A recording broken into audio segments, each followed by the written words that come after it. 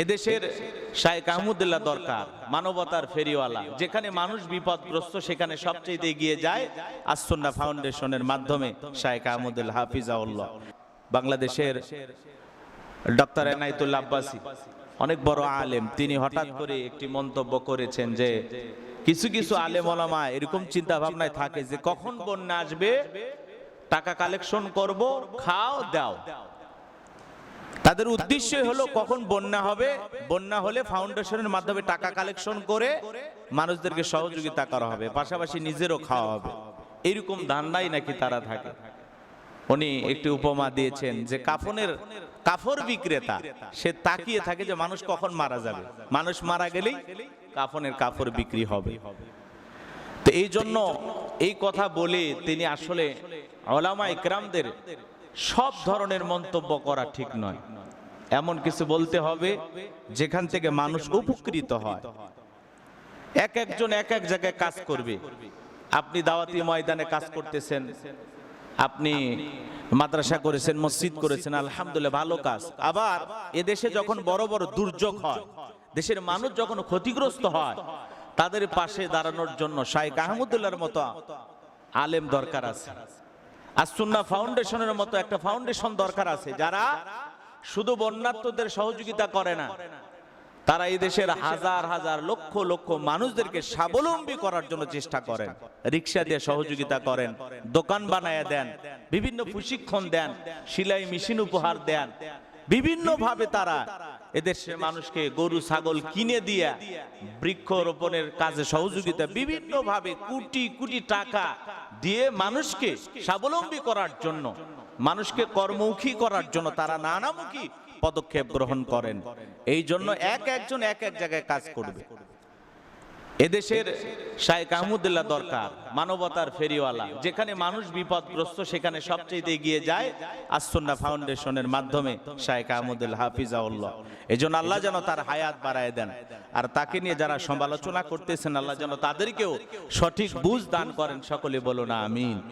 তো আমি যে কথা বলতে চাচ্ছিলাম, আল্লাহ রাব্বুল আলামিন পবিত্র কুরআনুল কারীমের ভিতরে জানিয়ে দিয়েছেন, ইয়া আইয়ুহাল্লাযীনা আমানু লা তুলহিকুম আমওয়ালুকুম ওয়ালা আওলাদুকুম আন যিকরিল্লাহ ওয়া মান ইয়াফআল যালিকা ফাউলাইকা হুমুল খাসিরুন। আল্লাহ রাব্বুল আলামিন জানিয়ে দিলেন, হে মুমিনগণ, হে বিশ্বাসী বান্দাগণ, তোমাদের ধন সম্পত্তি সন্তান সন্ততি যেন তোমাদেরকে আল্লাহর শরণ থেকে উদাসীন না করে। যারা উদাসীন হবে তারাই তো হবে ক্ষতিগ্রস্ত। আল্লাহ রাব্বুল আলামিন ঈমানদারদেরকে ডেকে বলতেছেন, তোমার সম্পদ, তোমার ধন সম্পদ এবং তোমার সন্তান, তারা যেন তোমাদেরকে আল্লাহর শরণ থেকে উদাসীন না করে। আর যারা উদাসীন হবে তারা তো হবে ক্ষতিগ্রস্ত। তার মানে আল্লাহর ইবাদত থেকে, আল্লাহর গুণগান গাওয়া থেকে, আল্লাহর পথ থেকে দুইটা জিনিস মানুষকে দুই দিকে নিয়ে যায়। আল্লাহ রাব্বুল আলামিনের কৃতজ্ঞতার জায়গা থেকে, আল্লাহ তাআলাকে স্মরণ করা থেকে মানুষকে উদাসীন করে, আল্লাহকেই ভুলিয়ে দেয় দুইটা জিনিস, একটা হলো সম্পদ আর একটা হলো সন্তান। এই জন্য আল্লাহ বলতেছেন, হে ঈমানদারগণ, তোমাদের ধন সম্পদ এবং তোমাদের সন্তান সন্ততি যারা, তারা যেন তোমাদেরকে আল্লাহর স্মরণ থেকে উদাসীন না করে, আল্লাহ থেকে বিমুখ না করে। এই দুইটা জিনিসের জন্য আমাদের পেরেশানি জীবনে সবচেয়ে কম না বেশি? জোরে বলেন, কম না বেশি? সম্পদ। এই লোভ কার নাই? টুপিওয়ালা বলেন, আলেম ওলামা বলেন, আর সাধারণ মানুষ বলেন, রাস্তার একটা ভিক্ষুক, ঘর নাই বাড়ি নাই, তারও সম্পদের লোভ আছে, তারও টাকার চাহিদা আছে। কথা বলেন না কেন? আছে না নাই?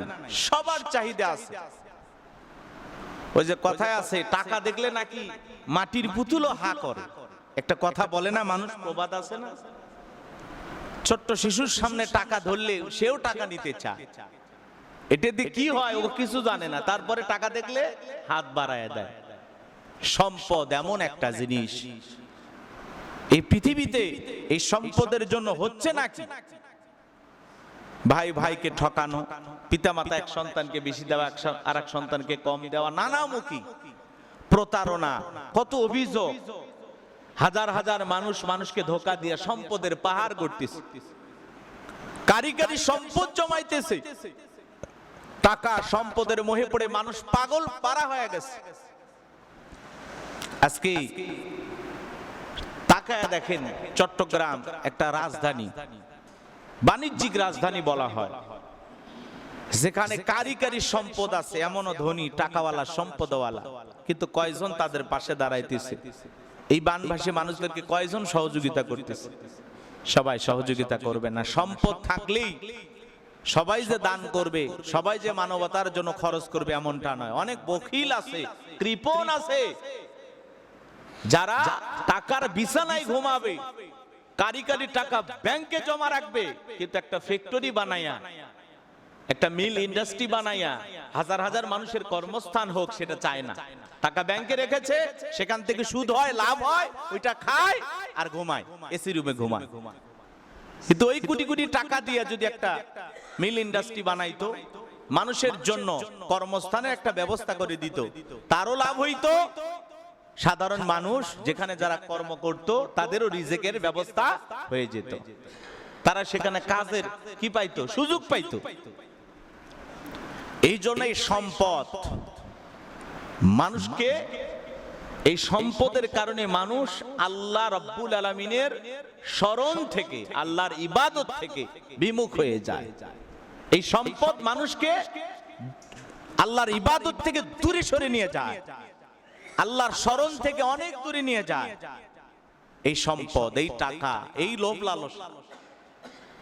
সম্মানিত হাজিরিন, এই জন্য আল্লাহ রাব্বুল আলামিন বলেন, ইয়া আইয়ুহাল্লাযীনা আমানু লা তুলহিকুম আমওয়ালুকুম ওয়ালা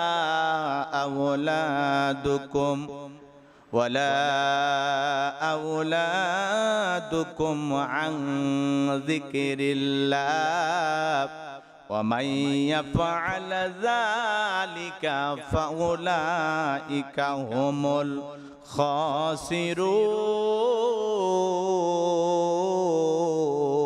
খাসিরুন।